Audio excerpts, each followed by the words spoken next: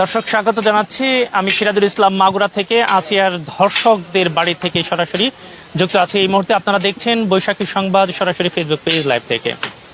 আপনাদেরকে যদি একটু দেখানোর চেষ্টা করি আসিয়ার যে নির্মম ঘটনা, ছোট্ট 8 বছর বয়সী শিশু আসিয়া তার বোনের বাসায় বেড়াতে এসেছিলেন, সেখানে এসেই লালসার শিকার হয়েছিলেন ধর্ষণের।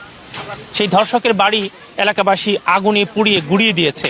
আপনাদেরকে যদি একটু দেখানোর চেষ্টা করি, এখানে এই হচ্ছে সেই ধর্ষক আসিয়ার ধর্ষকদের বাড়ি।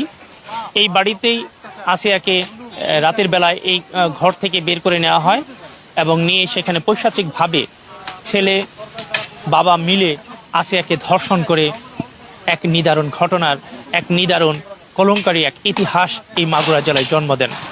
আপনাদেরকে দেখাবো এখানে এলাকাবাসী তারা এই ঘটনার পরপরই জানাজানি হওয়ার পরে আগুনে পুড়িয়ে দিয়েছে এবং সেই বাড়ির ধ্বংসাবশেষ গাছপালা কেটে এখানে আসিয়া মাদ্রাসা নামে একটি মাদ্রাসা তৈরির চিন্তা ভাবনা তারা করছেন। এলাকাবাসীর সাথে আমরা কথা বলে যেমনটি জেনেছি, এখানে এই পাপ যে জায়গায় হয়েছে সেই জায়গাতেই তারা পুণ্যের তীর্থস্থান গড়ে তুলতে চান।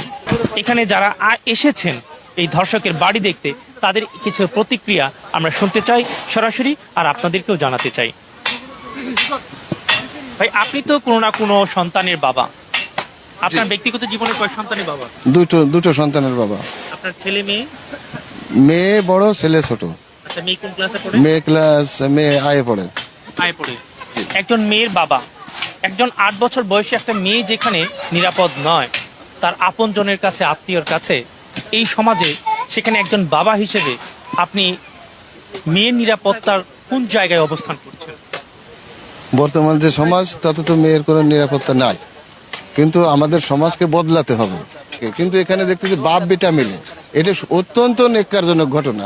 এই জঘন্যতম ঘটনা বর্ণনা দিয়ে অনেকেই কেঁদেছেন, অনেকে আবার জোরালো ভাবে শাস্তির দাবি করেছেন আসিয়ার ধর্ষকদের।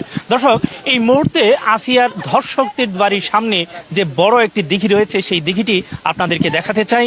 আর এখানে এলাকাবাসীর সাথে কথা বলে যেমনটি জেনেছি, সেদিন আসিয়াকে রাতে মেরে ফেলার যে পরিকল্পনা, তাকে মারতে পারলে তাকে বস্তাবন্দি করে এই পুকুরেই ফেলে দিত বলে ধারণা করছেন এই এলাকার লোকজন। এই এলাকার আরো বেশ কিছু লোকদের সাথে আপনাদের একটু কথা বলাবো।